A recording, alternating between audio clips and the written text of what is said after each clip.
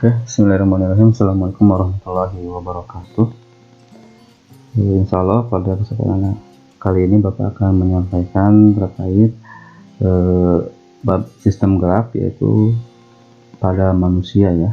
Kalau ini pertemuan yang pertama, ya silakan simak dan perhatikan ya.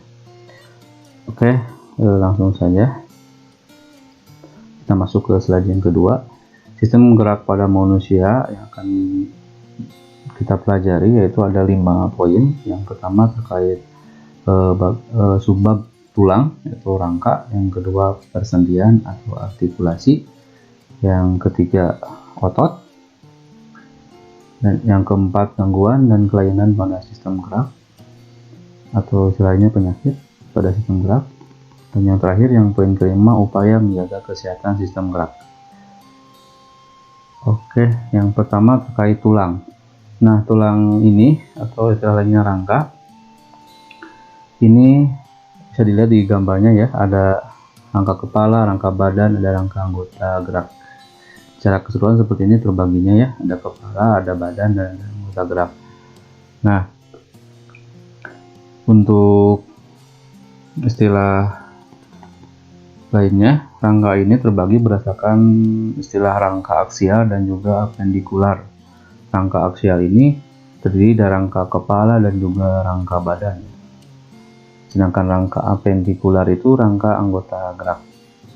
Nah, di rangka apendikular juga sini sebenarnya di rangka anggota gerak terbagi dua juga, ada yang apendikular atas yaitu bagian lengan, dan apendikular bawah bagian kakinya ya.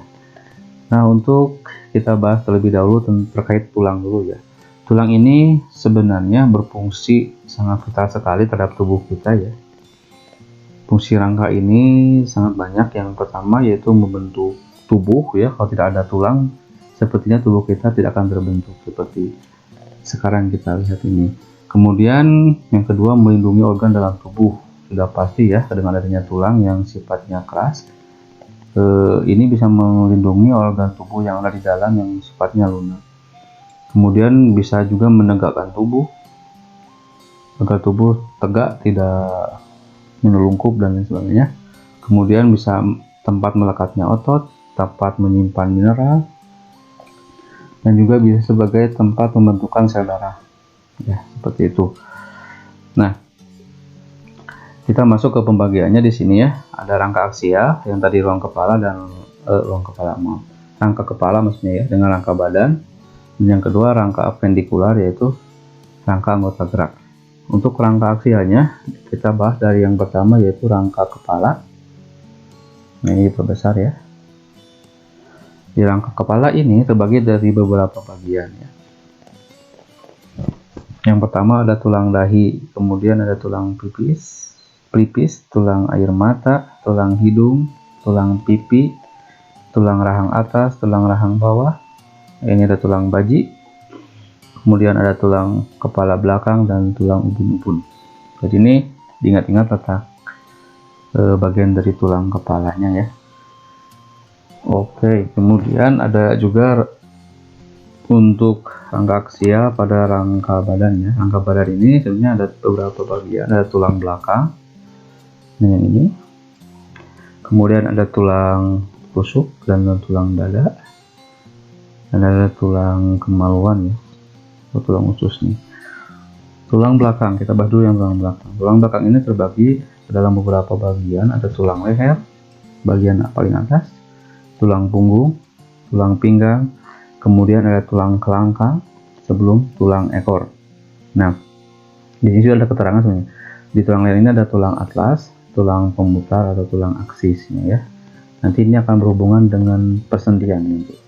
Kemudian ada tulang punggung, tempat melekatnya tulang rusuk ya. Tulang rusuk yang ini melekat pada tulang punggung. Kemudian ada tulang pinggang, dan ini ada tulang kelangkang dan ekor, ininya bersatu ke dalam gelang panggul ya.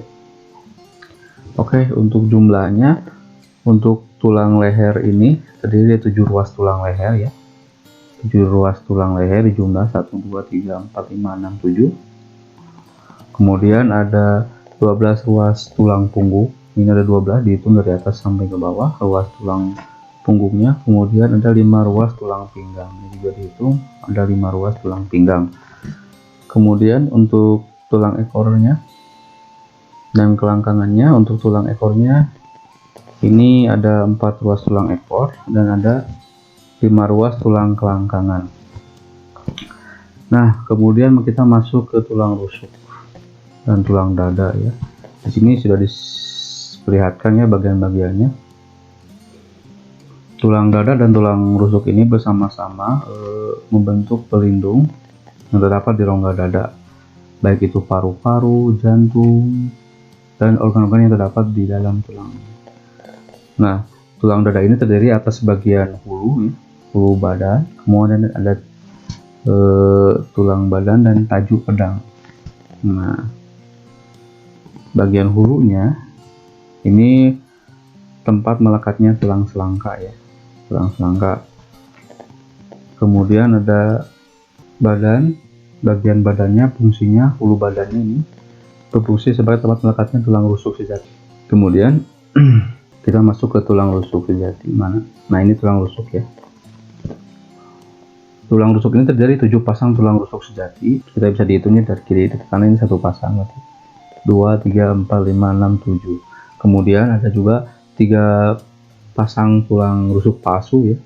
Tulang rusuk palsu, nah yang ini tulang rusuk palsu itu berarti dia menempel ke tulang rusuk sejati. Kemudian ada 2 pasang tulang rusuk melayang ya. Melayangnya artinya dia tidak menempel ke bagian badan dari tulang dada ya, seperti itu. Jadi ada tulang rusuk melayang, ada tulang rusuk palsu, dan juga ada tulang rusuk sejati. Tulang rusuk sejati ada 7 pasang, tulang rusuk palsunya ada 3 pasang, dan tulang rusuk melayangnya ada 2 pasang. Kemudian kita masuk ke bagian belakang dari tulang badan ini ya. Ada tulang selangka, nah ini.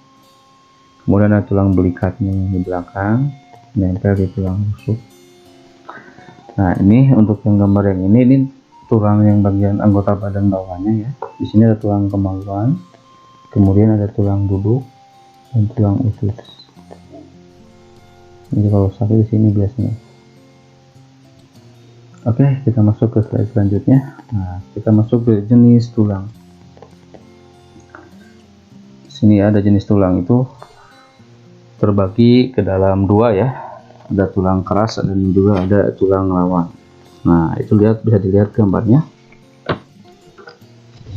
Tulang ini ya, sebagaimana telah disebutkan sebelumnya, tulang ini berfungsi sebagai alat gerak pasif karena tidak dapat bergerak tanpa bantuan dari otot. Nah, tulang ini terbagi berdasarkan jenisnya, itu ada tulang rawan yang ini ya, dan juga ada tulang keras. Tulang rawan ini disebut juga dengan tulang cartilago, sedangkan tulang keras ini disebut dengan osteon ya. Nah, di sini ada bagian-bagiannya ya di tulangnya. Kita lihat dulu di tulang rawan dulu ya. Tulang rawan ini merupakan rangka ya, penyangga bagi embrio manusia. Namun ketika beranjak dewasa, sebagian besar tulang rawan ini tumbuh berkembang menjadi tulang keras. Tapi pada manusia dewasa juga, tulang rawan hanya terdapat pada bagian yang memerlukan elastisitas. Artinya tidak semua tulang rawan itu berkembang menjadi tulang sejati, tapi ada bagian-bagian tertentu yang masih memiliki elastisitas, masih berbentuk tulang rawan. Contohnya seperti apa? Seperti daun telinga, cuping hidung, dan cicing trakea. Itu tulangnya tidak mengeras, seperti itu ya. Nah, tulang rawan ini terdiri dari atas serat yang memiliki sel tulang rawan, atau disebut dengan kondrosit, yang menghasilkan matriks kondrin ya, dimana matriks ini tersusun dari serat kolagen dan kompleks protein karbohidrat yang disebut dengan kondrotin. Nah, gabungan dari serat kolagen dan kondrotin ini membentuk tulang rawan menjadi lebih kuat dan fleksibel. Nah, di sini saya lihat di gambarnya ya, tulang rawan. Tulang rawan lambat laun ini mengeras menjadi tulang sejati ya. Jadi tulang yang tadi ya, tulang rawan ini lambat laun mengeras menjadi tulang sejati. Nah, keluar tulang sejati menjadi tulang keras, tapi tidak semua tulang rawan menjadi tulang keras ya, ada yang masih tetap menjadi tulang rawan. Nah, ini tahapannya. Pusat baru bagi tulang yang sedang tumbuh berkembang ya menjadi tulang keras, ini masih tetap tulang rawan. Kalau di sini tulang rawan itu digambarkan dengan berwarna ungu ya. Nah, tulang keras berwarna kuning, pembentukan sumsum kuning dalam tulang, ini ada pembuluh darah di dalamnya. Nah, ini terus berkembang sampai akhirnya terbentuk tulang keras dan tulang rawan yang saling beriringan seperti itu. Kemudian yang kedua, jenis tulang yang kedua yaitu tulang keras ya. Di sini ada bagian-bagiannya, ada tulang keras spon, ada tulang saluran Hepers, saluran Volkmann, cabangnya, ada lacuna, ada lamella, ada canaliculi, ada jaringan tulang, ada periostem. Nah, kita lihat di tulang keras ini. Tulang keras ini yang menyokong sebagian besar tubuh manusia dewasa ya, sehingga terbentuk jadi tubuh manusia itu terbentuk, dimana pada bagian luar tulang keras ini ada periostem ya. Periostem itu fungsinya buat apa sih? Periostem ini bagian luar yang melindungi, yang melapisi tempat melekatnya otot juga ya. Yang paling keras ini periostem. Kemudian ada sel tulang ini, pembentuk tulang ini disebut dengan osteosit ya. Nah, di dalam sekeliling sel tulang ini terdapat matriks ya. Matriks tulang keras apa? Matriks tulang keras, kalau tadi kan tulang rawan itu serat kolagen ya. Nah, kalau yang ini gimana? Kalau yang tadi tulang rawan itu matriksnya matriks kolagen dan kompleks protein karbohidrat. Nah, kalau untuk yang tulang keras, matriksnya terdiri atas matriks kolagen dan mineral. Mineralnya apa saja? Mineralnya kalsium, magnesium, dan fosfat. Nah, matriks ini membentuk lingkaran konsentris yang disebut dengan lamella. Jadi lamella ini terbentuk dari matriks. Kemudian ada juga saluran Hepers. Saluran Hepers ini tempat di mana lingkaran sel dan matriks tulang keras berada, saluran Hepers. Nah, di dalam saluran Hepers ini berbesar ya. Dan saluran Hepers ini terdapat pembuluh darah ya, tempat menyuplai zat makanan bagi sel tulang keras. Kemudian tiap sel tulang keras ini juga dihubungkan. Sel tulang keras ini dihubungkan oleh canaliculi ya. Nah, di dalam saluran Hepers ini lingkaran sel, kemudian lingkaran matriks tulang membentuk sistem Hepers ya. Jadi sebuah sistem Hepers. Nah, kita langsung masuk ya ke pembagian jenis tulang. Di sini ada pembagian jenis tulang rawan. Tulang rawan itu bagi tiga, ada hialin, ada elastis, ada fibrosa. Di sini ada ciri tulang rawannya, tersusun oleh kondrosit, yaitu sel-sel tulang rawan. Kondrosit terletak dalam lacuna dikelilingi oleh matriks. Nah, ini untuk tulang rawan hialin, ini contohnya bagiannya ada matriks tulang ya. Untuk tulang rawan itu apa tadi? Matriks tulangnya tersusun dari serat kolagen dan kompleks protein karbohidrat yang disebut dengan kondroitin. Terus ada kondrosit yang sel-sel tulang rawan, ada matriks tulangnya, ada lakunanya. Nah, tulang rawan hialin ini merupakan bentuk tulang rawan terbanyak ya dibanding tulang rawan yang lainnya. Tulang rawan ini mempunyai matriks yang homogen dan bersifat halus serta transparan.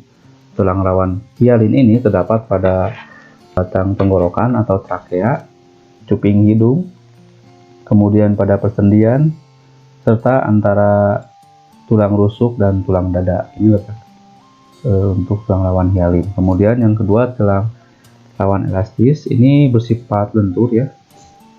Bersifat lentur dan matriksnya mengandung serat elastisitas yang bercabang.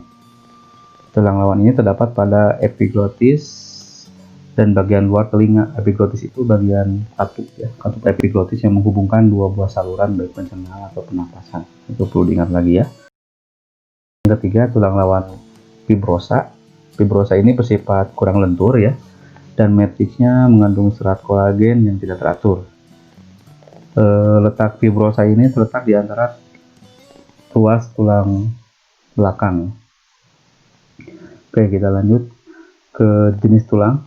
Kalau tadi tulang rawan terbagi 3 ya, hialit, terus elastis dan fibrosa. Kemudian untuk tulang keras ini berdasarkan sifat matriksnya ya, matriks penyusunnya itu ada 2, ada tulang kompak dan juga ada tulang spons. Nah, apa bedanya tulang kompak dan tulang spons? Nah, ini tulang kompak ini adalah tulang yang matriksnya bersifat padat dan rapat, misalnya pada lapisan luar tulang pipa. Kemudian kalau tulang spons ini gambarnya mohon maaf tidak jelas sih. Kemudian yang kedua ada tulang spons. Tulang spons ini memiliki matriks berongga, misalnya tulang pipih dan tulang pendek. Nah, contohnya tadi kan ya sudah diingat ya, tulang kompak itu tulang pipa. Kalau tulang spons itu yang ada rongganya ya, tidak padat dan rapat seperti tulang kompak. Contohnya pada tulang pipih atau tulang pendek ini ada banyak rongga di tulangnya ya. Kemudian pembagian jenis tulang yang kedua berdasarkan tulang keras ya, berdasarkan bentuknya itu ada 4, tulang pipa, ada tulang pipih, ada tulang pendek, dan juga tulang tak beraturan. Nah, ini bagian-bagian dari tulang pipa ya. Tulang pipa ini berbentuk tabung ya, umumnya berongga, tapi padat dan rapat seperti tulang kompak ya. Tulang pipa ini menjadi 3 bagian, ini dilihat ya. Ada epifise bagian ujung, terus ada diafase bagian tengah, diafisis kalau di sini ya, dan ada antara epifase dengan diafase disebut dengan cakra epifise. Nah, ini bagiannya cakra epifise, 3 bagian. Kalau ini kan epifise atas bawah ujung-ujung, diafase bagian tengahnya. Nah, penghubung antara epifise dan diafase atau diafisis atau epifisinya ada cakra epifise atau epifase. Nah, kemudian yang kedua tulang pipih ya. Tulang pipih ini berbentuk sesuai dengan namanya, bentuknya pipih seperti pelat ya. Kemudian berongga juga, dimana tulang pipih ini selain dia dari bentuk, cirinya juga adalah tempat pembentukan eritrosit dan leukosit. Jadi tempat pembentukan sel darah ya. Tadi sebagaimana disebutkan di awal, fungsi dari tulang itu selain sebagai pembentuk tubuh, juga dia sebagai tempat pembentukan sel darah. Nah, di sini yang dibentuknya adalah sel darah merah eritrosit dan juga sel darah putih leukosit. Ya, tulang pipih ini apa saja, di mana letaknya? Tulang pipih ini ada letaknya ya di tulang rusuk. Nah, ini sternum, kemudian ada di tulang belikat, scapula, kemudian ada juga di tulang tengkorak, cranium, dan juga di tulang usus pelvis ya, pelvis finalis itu ginjal, ke ginjal dan ginjal, penopang ginjal. Kemudian yang ketiga tulang pendek. Nah, ini sudah ada keterangannya ya. Tulang pendek ini berbentuk pendek, bersifat ringan dan kuat, namun tulang ini menahan beban yang cukup berat. Nah, contohnya seperti tulang pergelangan tangan, tulang tangan, telapak tangan, dan telapak kaki. Tulang pendek ini yang kita lihat aja bentuknya silindris ya. Kemudian yang keempat yaitu tulang tak beraturan. Cirinya bentuknya merupakan, nah ini bisa dibuka saja, bentuknya merupakan gabungan dari berbagai macam bentuk tulang. Tulang ini terdapat pada wajah, tulang belakang ya, dan jenis tulang lainnya tidak beraturan bentuknya, tidak termasuk dalam bentuk pipa, bentuk pipi, bentuk pendek. Kemudian kita masuk ke slide selanjutnya, itu yang persendian atau artikulasi. Persendian ini disebut juga dengan istilah artikulasi atau penghubung antar tulang ya. Nah, di sini ada 3 jenis sendi ya, ada sendi gerak, ada sendi mati, dan juga ada sendi kaku. Nah, sendi mati ini disebut dengan istilah sinartrosis. Kemudian ada sendi kaku disebut dengan amfiartrosis, dan juga ada sendi gerak disebut dengan diartrosis. Nah, hubungan antar tulang atau istilah lainnya persendian atau artikulasi ini dimulai dari pembentukannya itu dimulai dari tulang rawan di daerah sendi. yang besar dan kemudian di ujungnya dibungkus oleh jaringan ikat disebut dengan tulang rawan persendian. Berdasarkan gerak atau tidaknya ini terbagi 3 ya, ada sendi mati, kaku, dan sendi gerak. Nah, di sini bisa dilihat sendi mati ini hubungan antar tulang yang dihubungkan oleh serabut jaringan ikat sehingga tidak dapat digerakkan ya. Contohnya pada apa? Contohnya pada sendi mati pada hubungan antar tulang tengkorak. Ini contoh bagian hubungannya, serabut penghubung tulang terbentuk dari jaringan serabut ikat yang tidak dapat digerakkan. Kemudian ada yang kedua ada sendi kaku. Dari gambarnya ada tulang rawan, serabut penghubungnya ada sumsum, jadi ini tidak bersatu lagi. Dipisah oleh tulang rawan dan kemudian ada serabut. Nah, sendi kaku ini merupakan hubungan antar tulang yang dihubungkan oleh kartilago atau tulang rawan tadi ya, sehingga memungkinkan gerakan saat terbatas. Tulang rawan itu kan istilahnya kartilago. Jadi ada 2 buah tulang dihubungkan oleh kartilago atau tulang rawan sehingga memungkinkan gerakan secara terbatas saja. Contohnya pada apa? Contohnya pada sendi antar ruas tulang belakang, sendi antara tulang rusuk dada, serta sendi antara tulang betis dan tulang kering. Kemudian yang ketiga, nah ini sendi gerak atau diartrosis adalah sendi yang tidak dihubungkan oleh jaringan ikat sehingga tulang ini dapat digerakkan secara bebas. Nah, di sini sudah terbagi ya. Untuk sendi ini ada sendi geser, engsel, sendi putar, sendi turu, dan sendi pelana. Ini gambar-gambarnya ya, ada engsel, putar, ada turu, dan pelana. Ini turu, ini pelana ya. Kemudian nah ini macam-macam sendi geraknya, ada sendi peluru, ada sendi engsel ya. Kita lihat sendi peluru dulu. Nah, ini sendi peluru, ini contohnya di tulang belikat, tulang lengan atas dihubungkan oleh sendi peluru atau tulang pinggul ya dengan tulang paha. Nah, sendi peluru itu apa sih sebenarnya? Sendi peluru itu adalah sendi yang menghubungkan terjadinya gerakan ke segala arah. Contohnya yaitu pada sendi gelang bahu dengan tulang lengan atau antara tulang paha dengan tulang panggul. Kalau di gambar itu tulang belikat dengan tulang lengan atas, lengkap, atau tulang paha dengan tulang pinggul ya. Ini sendi peluru atau sendi yang bisa digerakkan ke segala arah. Kemudian yang kedua sendi engsel, sebagaimana namanya aja kayak engsel pintu ya. Sendi ini sendi yang salah satu ujungnya, satu tulangnya hanya dapat digerakkan ke satu arah saja, seperti engsel pintu, jadi digerakkan satu arah saja. Contohnya ini ada di gambarnya ya, tulang hasta dan pengukil dihubungkan dengan tulang lengan atas. Ini gerakannya seperti pintu. Kemudian yang ketiga yang C, sendi putar, namanya juga berputar ya. Berarti sendi ini di mana ujung tulangnya itu mampu mengitari ujung tulang lain sehingga memungkinkan gerakan memutar ya. Contohnya pada tulang alas dan aksis pada tulang leher. Nah, ini contohnya pada tulang leher ya, makanya bisa bergerakan berputar. Kemudian ada sendi geser. Sendi geser ini sendi yang bisa digeserkan ya, contohnya pada pergelangan tengahnya bisa digeserkan saja. Kemudian ada sendi pelana.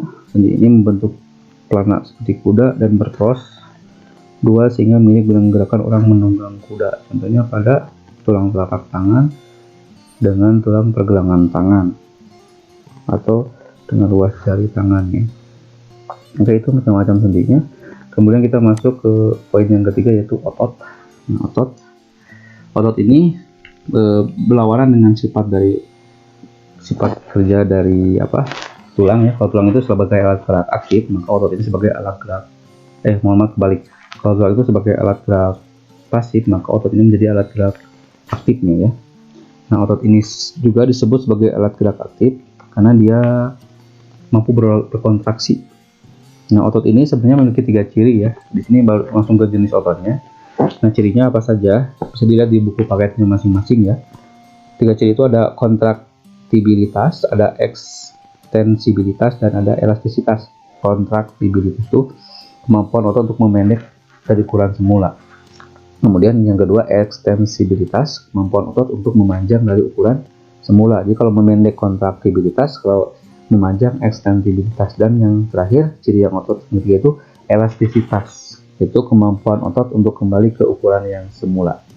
Seperti itu. Jadi otot itu terdiri dari 3 ciri, kontraktibilitas, ekstensibilitas, dan elastisitas. Kemudian jenis otot. Nah, otot ini terbagi tiga ya. Ada otot polos, lurik, dan jantung. Di sini sudah ada perbedaannya ya. Kemudian gambarnya juga ada sitoplasma, inti sel. Di gambarnya itu ada inti sel juga, sitoplasma, cabang. Yang ini otot jantung, ada inti sel, sitoplasma. Nah, ini perbedaannya bisa dibaca ya. Untuk perbedaannya ini ada bentuk sel, ada dari inti sel, berdasarkan sitoplasma, cara kerja, kecepatan kontraksi, kemampuan kontraksi, dan letak. Nah, yang sering dilihat soal itu biasanya dibentuk, inti, dan cara kerja. Diingat saja untuk yang bisa cara kerjanya yang sifatnya itu di bawah kesadaran kita, sewaktu itu hanya otot lurik saja. Sisanya otot jantung dan otot polos ini pasti di luar kesadaran. Contohnya otot jantung itu letaknya di mana? Di jantung, namanya juga otot jantung, berarti dia hanya di jantung. Kalau otot polos itu otot yang bergerak secara tidak sadar atau di luar kehendak selain dari jantung. Namanya apa? Dinding penyusun ulang dalam tubuh contohnya, atau di sistem pencernaan biasanya. Kemudian kalau otot lurik ini otot yang bisa kita gerakan sendiri. Cara kerjanya itu ya seperti di engsel, ini bisa digerakkan di engsel tubuh kita, sendi tubuh kita, sendi engsel tubuh kita ya, atau sendi-sendi lainnya. Kemudian intinya, jadi lihat kalau untuk inti otot polos ini intinya hanya satu ya, dan terletak di tengah. Sedangkan otot jantung itu banyak di mana-mana, terletak di tengah. Sedangkan otot lurik intinya juga banyak. Jadi kalau dari inti, otot polos yang membedakan, otot lurik dan otot jantungnya yang banyak. Kemudian dari bentuknya, oke, bismillahirrahmanirrahim. Assalamualaikum warahmatullahi wabarakatuh. Insya Allah pada kesempatan kali ini Bapak akan menyampaikan terkait bab sistem gerak, yaitu pada manusia ya. Kalau ini pertemuan yang pertama, ya silakan simak dan perhatikan ya. Oke, langsung saja kita masuk ke slide yang kedua. Sistem gerak pada manusia yang akan kita pelajari yaitu ada 5 poin. Yang pertama terkait subbab tulang, yaitu rangka. Yang kedua persendian atau artikulasi. Yang ketiga otot. Dan yang keempat gangguan dan kelainan pada sistem gerak atau istilahnya penyakit pada sistem gerak. Dan yang terakhir, yang poin kelima, upaya menjaga kesehatan sistem gerak. Oke, yang pertama terkait tulang. Nah, tulang ini atau istilahnya rangka ini bisa dilihat di gambarnya ya, ada rangka kepala, rangka badan, ada rangka anggota gerak. Secara keseluruhan seperti ini terbaginya ya, ada kepala, ada badan, dan anggota gerak. Nah, untuk istilah lainnya, rangka ini terbagi berdasarkan istilah rangka aksial dan juga apendikular. Rangka aksial ini terdiri dari rangka kepala dan juga rangka badan. Sedangkan rangka apendikular itu rangka anggota gerak. Nah, di rangka apendikular juga sini sebenarnya di rangka anggota gerak terbagi dua juga, ada yang apendikular atas yaitu bagian lengan dan apendikular bawah bagian kakinya ya. Nah, untuk kita bahas terlebih dahulu terkait tulang dulu ya. Tulang ini sebenarnya berfungsi sangat vital sekali terhadap tubuh kita ya. Fungsi rangka ini sangat banyak. Yang pertama yaitu membentuk tubuh ya. Kalau tidak ada tulang, sepertinya tubuh kita tidak akan terbentuk seperti sekarang kita lihat ini. Kemudian yang kedua, melindungi organ dalam tubuh. Sudah pasti ya, dengan adanya tulang yang sifatnya keras, ini bisa melindungi organ tubuh yang ada di dalam yang sifatnya lunak. Kemudian bisa juga menegakkan tubuh agar tubuh tegak, tidak menelungkup dan lain sebagainya. Kemudian bisa tempat melekatnya otot, tempat menyimpan mineral, dan juga bisa sebagai tempat pembentukan sel darah ya, seperti itu. Nah, kita masuk ke pembagiannya di sini ya. Ada rangka aksial yang tadi ruang kepala dan rangka kepala maksudnya ya, dengan rangka badan. Dan yang kedua rangka apendikular yaitu rangka anggota gerak. Untuk rangka aksialnya kita bahas dari yang pertama yaitu rangka kepala. Nah, ini diperbesar ya. Di rangka kepala ini terbagi dari beberapa bagian ya. Yang pertama ada tulang dahi, kemudian ada tulang pelipis, tulang air mata, tulang hidung, tulang pipi, tulang rahang atas, tulang rahang bawah. Ini ada tulang baji, kemudian ada tulang kepala belakang dan tulang ubun-ubun. Jadi ini diingat-ingat letak bagian dari tulang kepalanya ya. Oke, kemudian ada juga untuk rangka aksial pada rangka badan ya. Rangka badan ini sebenarnya ada beberapa bagian, ada tulang belakang dengan ini, kemudian ada tulang rusuk dan tulang dada, dan ada tulang kemaluan ya, atau tulang usus nih. Tulang belakang, kita bahas dulu yang tulang belakang. Tulang belakang ini terbagi ke dalam beberapa bagian, ada tulang leher bagian paling atas, tulang punggung, tulang pinggang, kemudian ada tulang kelangkang sebelum tulang ekor. Nah, di sini sudah ada keterangan sebenarnya. Di tulang leher ini ada tulang atlas, tulang pemutar atau tulang aksisnya ya. Nanti ini akan berhubungan dengan persendian nanti. Kemudian ada tulang punggung, tempat melekatnya tulang rusuk ya. Tulang rusuk yang ini melekat pada tulang punggung. Kemudian ada tulang pinggang, dan ini ada tulang kelangkang dan ekor, ininya bersatu ke dalam gelang panggul ya. Oke, untuk jumlahnya, untuk tulang leher ini terdiri dari 7 ruas tulang leher ya. 7 ruas tulang leher di jumlah 1, 2, 3, 4, 5, 6, 7. Kemudian ada 12 ruas tulang punggung. Ini ada 12, dihitung dari atas sampai ke bawah ruas tulang punggungnya. Kemudian ada 5 ruas tulang pinggang. Ini juga dihitung, ada 5 ruas tulang pinggang. Kemudian untuk tulang ekornya dan kelangkangannya, untuk tulang ekornya ini ada 4 ruas tulang ekor dan ada 5 ruas tulang kelangkangan. Nah, kemudian kita masuk ke tulang rusuk dan tulang dada ya. Di sini sudah diperlihatkan ya bagian-bagiannya. Tulang dada dan tulang rusuk ini bersama-sama membentuk pelindung yang terdapat di rongga dada, baik itu paru-paru, jantung, dan organ-organ yang terdapat di dalam tulang. Nah, tulang dada ini terdiri atas bagian hulu, ya, hulu badan, kemudian ada tulang badan dan tajuk pedang. Nah, bagian hulunya ini tempat melekatnya tulang selangka ya, tulang selangka. Kemudian ada badan, bagian badannya, fungsinya hulu badannya ini berfungsi sebagai tempat melekatnya tulang rusuk sejati. Kemudian kita masuk ke tulang rusuk sejati mana? Nah, ini tulang rusuk ya. Tulang rusuk ini terdiri 7 pasang tulang rusuk sejati. Kita bisa dihitungnya dari kiri ke kanan, ini 1 pasang, 2, 3, 4, 5, 6, 7. Kemudian ada juga 3 pasang tulang rusuk palsu ya. Tulang rusuk palsu, nah yang ini tulang rusuk palsu itu berarti dia menempel ke tulang rusuk sejati. Kemudian ada 2 pasang tulang rusuk melayang ya. Melayangnya artinya dia tidak menempel ke bagian badan dari tulang dada ya, seperti itu. Jadi ada tulang rusuk melayang, ada tulang rusuk palsu, dan juga ada tulang rusuk sejati. Tulang rusuk sejati ada 7 pasang, tulang rusuk palsunya ada 3 pasang, dan tulang rusuk melayangnya ada 2 pasang. Kemudian kita masuk ke bagian belakang dari tulang badan ini ya. Ada tulang selangka, nah ini. Kemudian ada tulang belikatnya di belakang, nempel di tulang rusuk.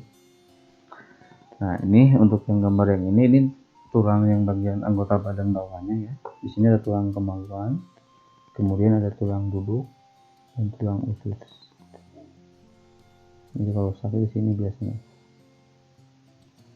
Oke, kita masuk ke slide selanjutnya. Nah, kita masuk ke jenis tulang. Sini ada jenis tulang itu terbagi ke dalam 2 ya. Ada tulang keras dan juga ada tulang lawan. Nah, itu bisa dilihat gambarnya. tulang ini ya, sebagaimana telah disebutkan sebelumnya, tulang ini berfungsi sebagai alat gerak pasif karena tidak dapat bergerak tanpa bantuan dari otot. Nah, ini tulang ini terbagi berdasarkan jenisnya, itu ada tulang rawan yang ini ya, dan juga ada tulang keras. Tulang rawan ini disebut juga dengan tulang kartilago, sedangkan tulang keras ini disebut dengan osteon. Nah, di sini ada bagian-bagiannya ya di tulangnya. Kita lihat dulu di tulang rawan dulu ya. Tulang rawan ini merupakan rangka ya, penyangga bagi embrio manusia. Namun ketika beranjak dewasa, sebagian besar tulang rawan ini tumbuh berkembang menjadi tulang keras. Tapi pada manusia dewasa juga, tulang rawan hanya terdapat beberapa bagian yang memerlukan elastisitas. Artinya tidak semua tulang rawan itu berkembang menjadi tulang sejati, tapi ada bagian-bagian tertentu yang masih memiliki elastisitas, masih berbentuk tulang rawan. Contohnya seperti apa? Seperti daun telinga, cuping hidung, dan cicing trakea. Itu tulangnya tidak mengeras, seperti itu ya. Nah, tulang rawan ini terdiri dari atas serat yang memiliki sel tulang rawan, atau disebut dengan kondrosit, yang menghasilkan matriks kondrin ya, dimana matriks ini tersusun dari serat kolagen dan kompleks protein karbohidrat yang disebut dengan kondrotin. Nah, gabungan dari serat kolagen dan kondrotin ini membentuk tulang rawan menjadi lebih kuat dan fleksibel. Nah, di sini saya lihat di gambarnya ya, tulang rawan. Tulang rawan lambat laun ini mengeras menjadi tulang sejati ya. Jadi tulang yang tadi ya, tulang rawan ini lambat laun mengeras menjadi tulang sejati. Nah, keluar tulang sejati menjadi tulang keras. Tapi tidak semua tulang rawan menjadi tulang keras ya, ada yang masih tetap menjadi tulang rawan.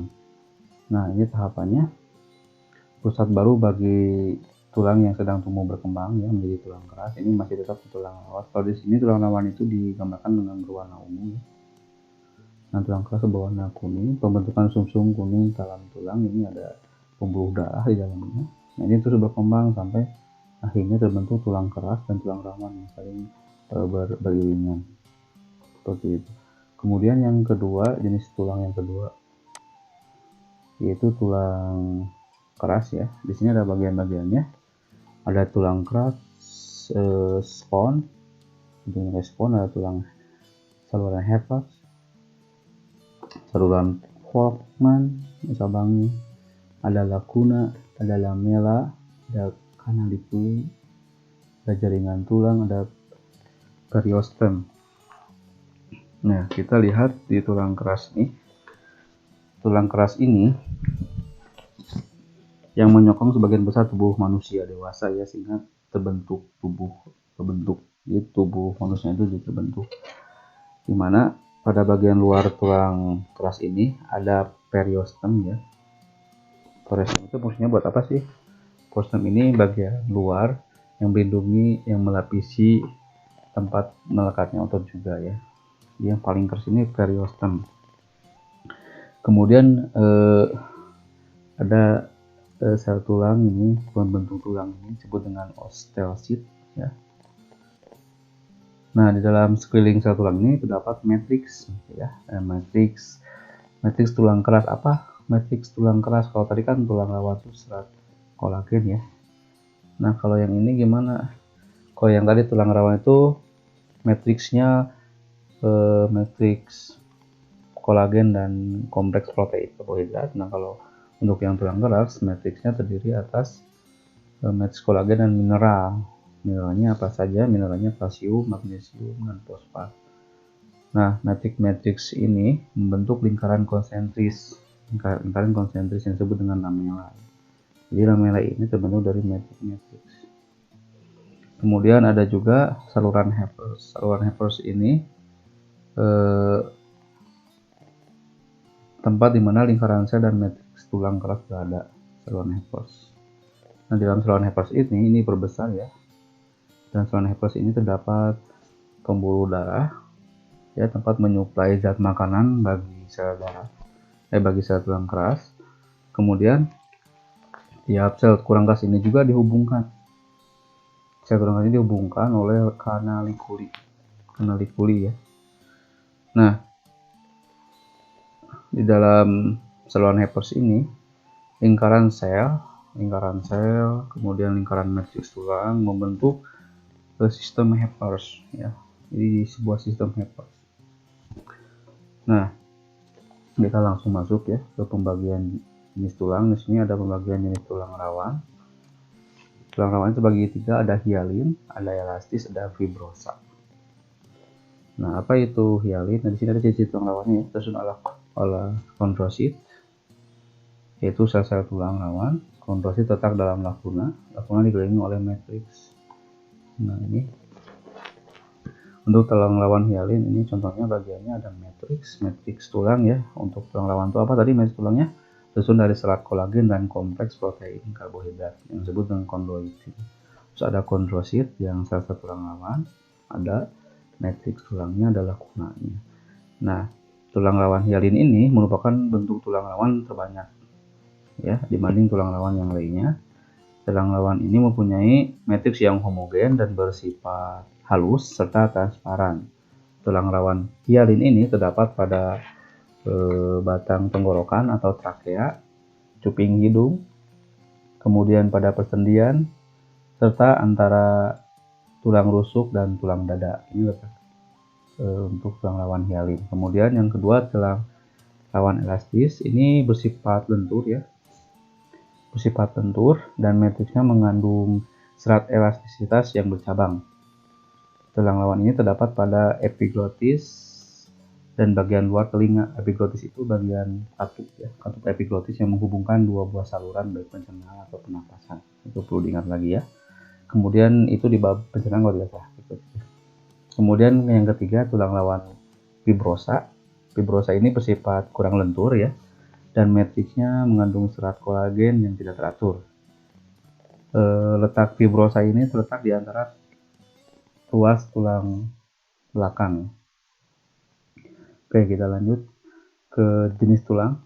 Kalau tadi tulang rawan terbagi tiga ya, hialin, terus elastis dan fibrosa. Kemudian untuk tulang keras ini berdasarkan sifat matriksnya ya, matriks penyusunnya itu ada dua, ada tulang kompak dan juga ada tulang spons. Nah, apa bedanya tulang kompak dan tulang spons? Nah, ini tulang kompak ini adalah tulang yang matriksnya bersifat padat dan rapat, misalnya pada lapisan luar tulang pipa. Kemudian kalau tulang spons ini gambarnya mohon maaf tidak jelas ya. Kemudian yang kedua ada tulang spons. Tulang spons ini memiliki matriks berongga, misalnya tulang pipih dan tulang pendek. Nah, contohnya tadi kan ya sudah diingat ya, tulang kompak itu tulang pipa. Kalau tulang spons itu yang ada rongganya ya, tidak padat dan rapat seperti tulang kompak. Contohnya pada tulang pipih atau tulang pendek ini ada banyak rongga di tulangnya ya. Kemudian pembagian jenis tulang yang kedua berdasarkan tulang keras ya, berdasarkan bentuknya itu ada 4. Tulang pipa, ada tulang pipih, ada tulang pendek, dan juga tulang tak beraturan. Nah, ini bagian-bagian dari tulang pipa ya. Tulang pipa ini berbentuk tabung ya, umumnya berongga.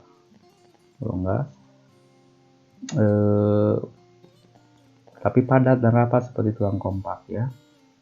Tulang pipa ini menjadi 3 bagian, ini dilihat ya. Ada epifise bagian ujung, terus ada diafase bagian tengah, diafisis kalau di sini ya,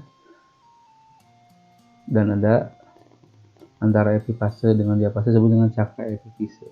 Nah, ini bagiannya cakra epifise, 3 bagian. Kalau ini kan epifise atas bawah ujung-ujung, diafase bagian tengahnya. Nah, penghubung antara epifise dan diafase atau diafisis atau epifise ini ada cakra epifise atau epifase.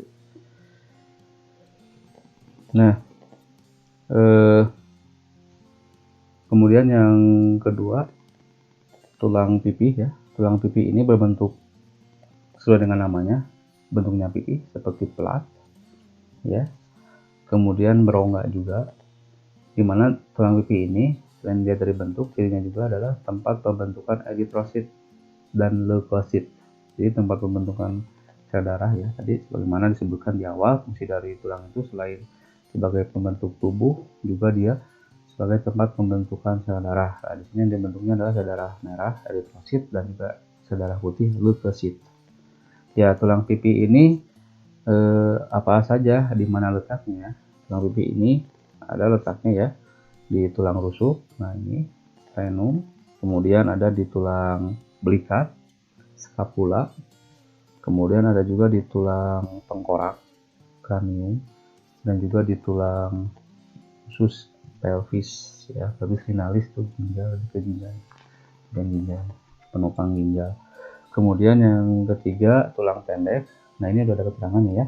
Tulang pendek ini berbentuk pendek, bersifat ringan dan kuat, namun tulang ini menahan beban yang cukup berat. Nah, contohnya seperti tulang pergelangan tangan, telapak tangan, dan telapak kaki. Tulang pendek ini, kalau kita lihat aja bentuknya silindris ya. Kemudian yang keempat yaitu tulang tak beraturan. Cirinya bentuknya merupakan, nah ini jadi buku saya, bentuknya merupakan gabungan dari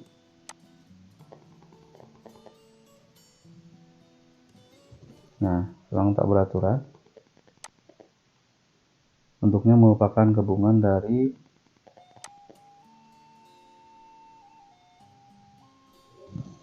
berbagai macam bentuk tulang. Tulang ini terdapat pada wajah, tulang belakang ya, dan jenis tulang lainnya tidak beraturan, bentuknya tidak termasuk dalam bentuk pipa, bentuk pipi, bentuk pendek. Kemudian kita masuk ke slide selanjutnya, yaitu yang persendian atau artikulasi. Persendian ini disebut juga dengan istilah artikulasi atau penghubung antar tulang ya.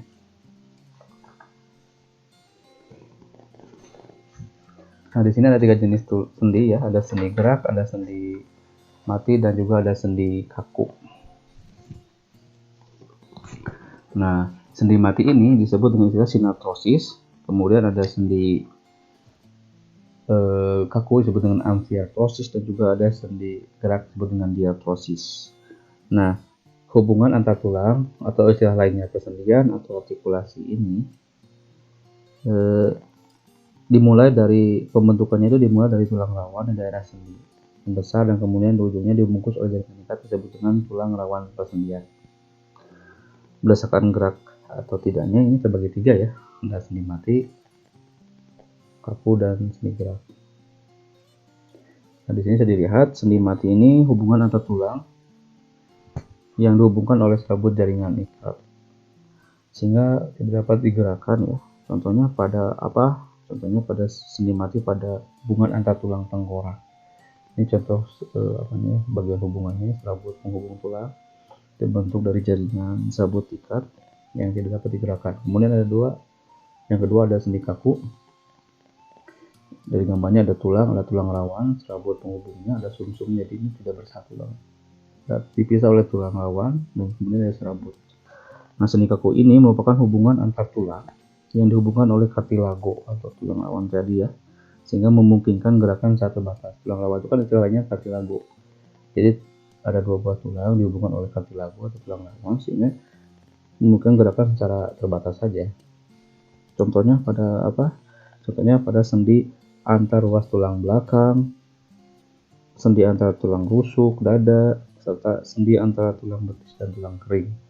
Kemudian yang ketiga, nah ini sendi gerak atau diartrosis, adalah sendi yang tidak dihubungkan oleh jaringan ikat sehingga tulang ini dapat digerakkan secara bebas. Nah, di sini sudah terbagi ya. Untuk sendi ini ada sendi geser, engsel, sendi putar, sendi peluru, dan sendi pelana. Ini gambar-gambarnya ya, ada engsel, putar, ada peluru, dan pelana. Ini peluru, ini pelana ya. Kemudian, nah ini macam-macam sendi geraknya. Ada sendi peluru, ada sendi engsel ya. Kita lihat sendi peluru dulu. Nah, ini sendi peluru. Ini contohnya di tulang belikat, tulang atas, dihubungkan oleh sendi peluru atau tulang pinggul ya, dengan tulang paha.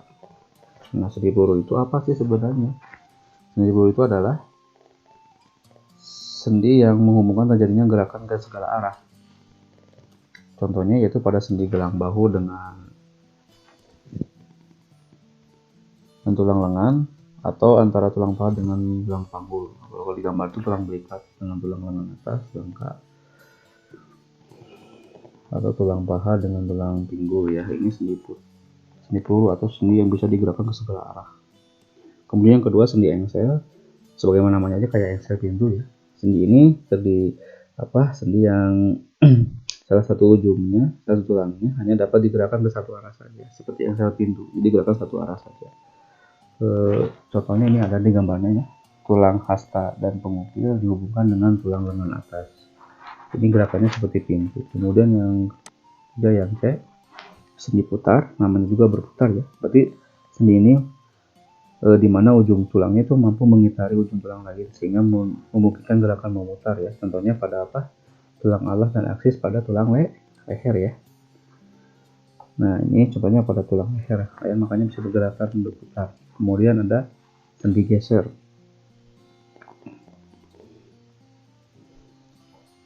Sendi geser ini sendi yang bisa digeserkan ya, contohnya pada pergelangan tengahnya bisa digeserkan saja.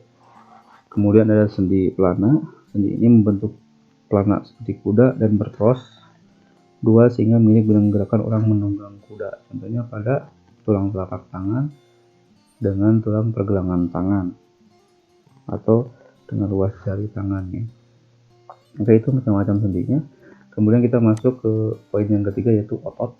Nah, otot ini berlawanan dengan sifat kerja dari tulang ya. Kalau tulang itu sebagai alat gerak aktif, maka otot ini sebagai alat gerak kebalik. Kalau tulang itu sebagai alat gerak pasif, maka otot ini menjadi alat gerak aktifnya ya. Nah, otot ini juga disebut sebagai alat gerak aktif karena dia mampu berkontraksi. Nah, otot ini sebenarnya memiliki 3 ciri ya. Di sini baru langsung ke jenis ototnya. Nah, cirinya apa saja? Bisa dilihat di buku paketnya masing-masing ya. 3 ciri itu ada kontraktibilitas, ada ekstensibilitas, dan ada elastisitas. Kalau kontraksi, dari kata kontraksi ya, kontraktibilitas itu kemampuan otot untuk memendek dari ukuran semula. Kemudian yang kedua, ekstensibilitas, kemampuan otot untuk memanjang dari ukuran semula. Jadi kalau memendek kontraktibilitas, kalau memanjang ekstensibilitas. Dan yang terakhir, ciri yang otot sendiri yaitu elastisitas, yaitu kemampuan otot untuk kembali ke ukuran yang semula.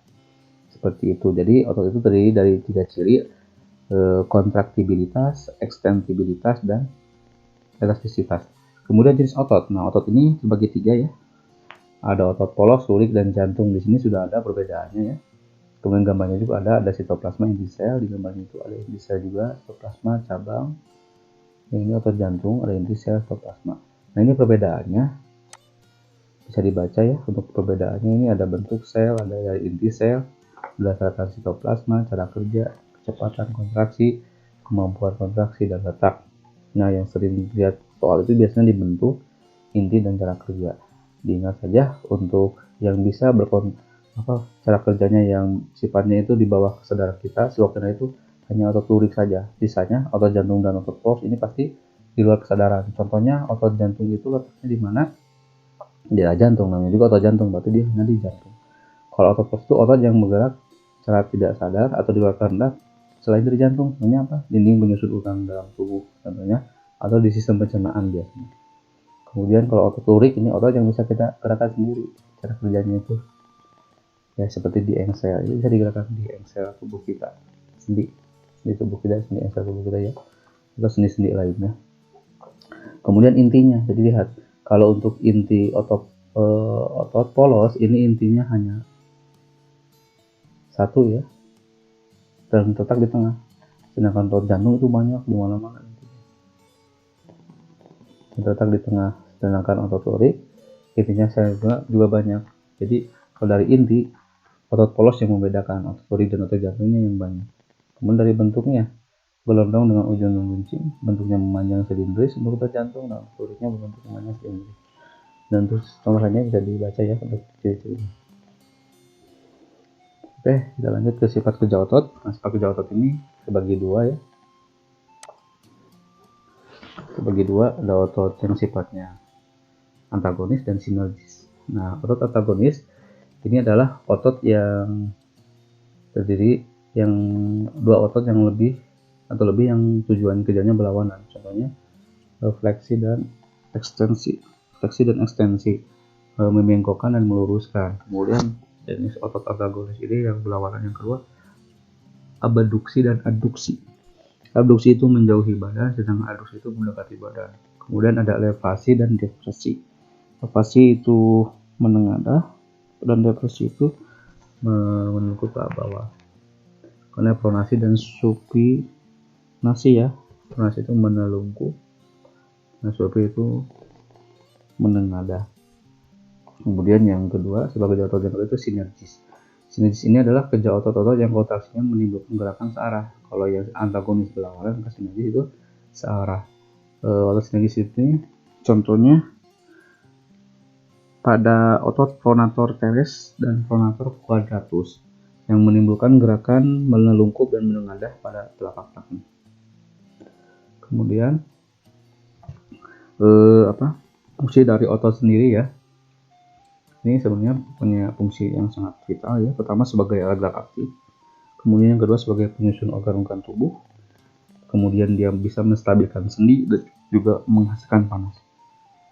Oke, kita masuk ke slide selanjutnya terkait gangguan. Ini sini yang disebutkan hanya 5 ya. Ada rakitis, osteoporosis, artritis, fraktura dan kifosis, lordosis. Ini ada di sini hanya disebutkan gangguan yang terjadi pada kelainan tulang dan juga kelainan persendian saja ya, sedangkan yang ototnya itu tidak disebutkan. Untuk yang kelainan ototnya bisa dilihat di buku paketnya ya. Untuk yang kelainan tulangnya ini ada osteoporosis, fraktura, rakitis ya, dan kifosis, lordosis, skoliosis. Kita mulai dari ini dulu nih yang sering kita lihat ya. Kifosis, lordosis, skoliosis ini kelainan pada tulang belakang ya, dimana ada 3 jenis, kifosis, lordosis, dan skoliosis. Kifosis ini kelainan pada kondisi tulang belakang yang dimana berkebalikan dengan kondisi lordosis ya. Tulang belakang bagian punggung membengkok ke belakang atau kifosis. Kalau lordosis berarti tulang belakang bagian punggung membengkok ke depan. Dan yang skoliosis ini tulang belakang bagian punggung yang membengkok ke kiri atau ke kanan. Ini ke kiri ke kanan, ini ke depan, sedangkan kifosis itu ke belakang ya. Dan normalnya seperti ini biasanya efeknya karena kesalahan duduk ya, posisi duduk biasanya. Kemudian yang kedua, fraktura atau di sini bagian D-nya ya. Fraktura ini bukan kelainan ya, penyakit pada tulang karena disebabkan kecelakaan biasanya, sehingga menyebabkan tulang patah. Ada yang jenis spiral, ada yang kominuta, dan juga ada oblik atau miring. Ada yang spiral, ada yang miring, ada yang kominuta. Kemudian ada lagi gangguan lainnya yaitu artritis. Artritis ini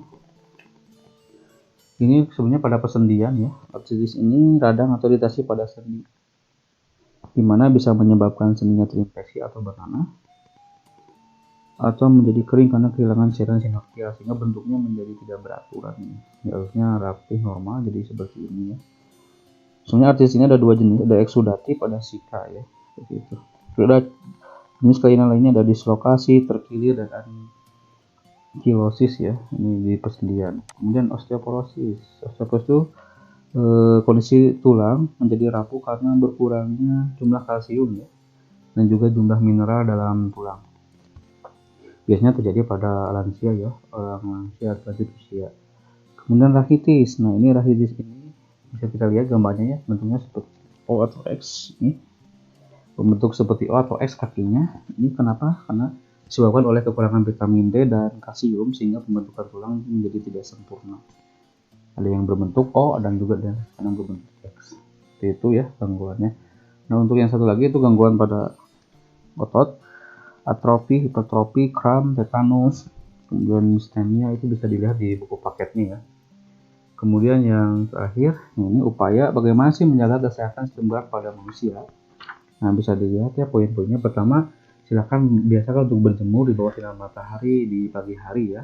seperti itu, untuk mendapatkan vitamin D ya, seperti itu, atau mendapatkan dari sinar ultraviolet, meningkatkan konsumsi makanan yang mengandung banyak kalsium yang untuk membentuk tulang tadi ya, tulang keras.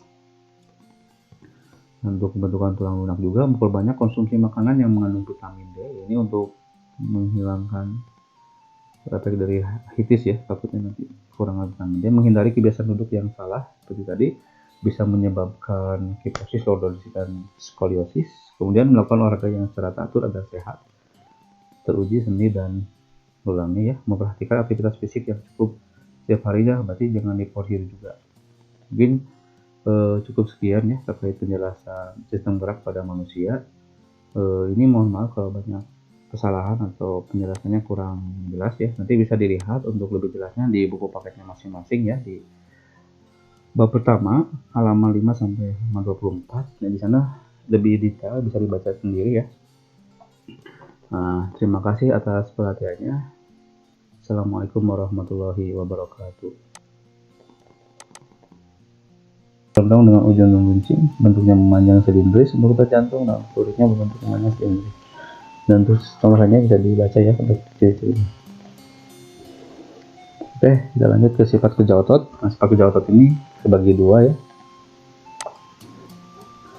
Terbagi dua, ada otot yang sifatnya antagonis dan sinergis. Nah, otot antagonis ini adalah otot yang terdiri yang dua otot yang lebih yang tujuan kerjanya berlawanan. Contohnya fleksi dan ekstensi. Membengkokkan dan meluruskan. Kemudian jenis otot antagonis ini yang berlawanan yang kedua, abduksi dan adduksi. Abduksi itu menjauhi badan, sedangkan adduksi itu mendekati badan. Kemudian ada elevasi dan depresi. Elevasi itu menengadah dan depresi itu menengkuk ke bawah. Karena pronasi dan supinasi ya. Pronasi itu menelungkup, nah supi itu menengadah. Kemudian yang kedua, sebagai otot yang kedua itu sinergis. Sinergis ini adalah kerja otot-otot yang kontraksinya menimbulkan gerakan searah. Kalau yang antagonis berlawanan, maka sinergis itu searah. Otot sinergis ini contohnya pada otot pronator teres dan pronator quadratus yang menimbulkan gerakan menelungkup dan menengadah pada telapak tangan. Kemudian fungsi dari otot sendiri ya. Ini sebenarnya punya fungsi yang sangat vital ya. Pertama sebagai alat gerak aktif. Kemudian yang kedua sebagai penyusun organ-organ tubuh. Kemudian dia bisa menstabilkan sendi dan juga menghasilkan panas. Oke. Kita masuk ke slide selanjutnya terkait gangguan. Ini sini yang disebutkan hanya 5 ya. Ada rakitis, osteoporosis, artritis, fraktura, dan kifosis, lordosis. Ini ada di sini hanya disebutkan gangguan yang terjadi pada kelainan tulang dan juga kelainan persendian saja ya. Sedangkan yang ototnya itu tidak disebutkan. Untuk yang kelainan ototnya bisa dilihat di buku paketnya ya. Untuk yang kelainan tulangnya nih ada osteoporosis, fraktura, rakitis ya, dan kifosis, lordosis, skoliosis. Kita mulai dari ini dulu nih yang sering kita lihat ya. Kifosis, lordosis, skoliosis ini kelainan pada tulang belakang ya, dimana ada 3 jenis: kifosis, lordosis, dan skoliosis. Kifosis ini kelainan pada kondisi tulang belakang yang dimana berkebalikan dengan kondisi lordosis ya. Tulang belakang bagian punggung membengkok ke belakang atau kifosis. Kalau lordosis berarti tulang belakang bagian punggung membengkok ke depan. Dan yang skoliosis ini tulang belakang bagian punggung yang membengkok ke kiri atau ke kanan. Ini ke kiri ke kanan, ini ke depan. Sedangkan kifosis itu ke belakang ya. Dan normalnya seperti ini biasanya efeknya karena kesalahan duduk ya, posisi duduk biasanya. Kemudian yang kedua, fraktura atau di sini bagian D-nya ya. Fraktura ini bukan kelainan ya, penyakit pada tulang karena disebabkan kecelakaan biasanya, sehingga menyebabkan tulang patah. Ada yang jenis spiral, ada yang kominuta, dan juga ada oblik atau miring. Ada yang spiral, ada yang miring, ada yang kominuta. Kemudian ada lagi gangguan lainnya yaitu artritis. Artritis ini sebenarnya pada persendian ya. Artritis ini radang atau iritasi pada sendi, dimana bisa menyebabkan sendinya terinfeksi atau bernanah, atau menjadi kering karena kehilangan cairan sinovial sehingga bentuknya menjadi tidak beraturan. Harusnya rapi normal, jadi seperti ini ya. Sebenarnya artritis ini ada dua jenis, ada eksudatif, ada sika ya, seperti itu. Ada jenis kelainan lainnya, ada dislokasi, terkilir, dan ankilosis ya, ini di persendian. Kemudian osteoporosis. Osteoporosis itu kondisi tulang menjadi rapuh karena berkurangnya jumlah kalsium ya, dan juga jumlah mineral dalam tulang. Biasanya terjadi pada lansia ya, orang lansia atau lanjut usia. Kemudian rachitis. Nah, ini rachitis ini bisa kita lihat gambarnya ya, bentuknya seperti O atau X ini, membentuk seperti O atau X kakinya. Ini kenapa? Karena disebabkan oleh kekurangan vitamin D dan kalsium sehingga pembentukan tulang menjadi tidak sempurna. Ada yang berbentuk O dan juga ada yang berbentuk X. Seperti itu ya gangguannya. Nah, untuk yang satu lagi itu gangguan pada otot, atrofi, hipertrofi, kram, tetanus, kemudian mistenia, itu bisa dilihat di buku paketnya ya.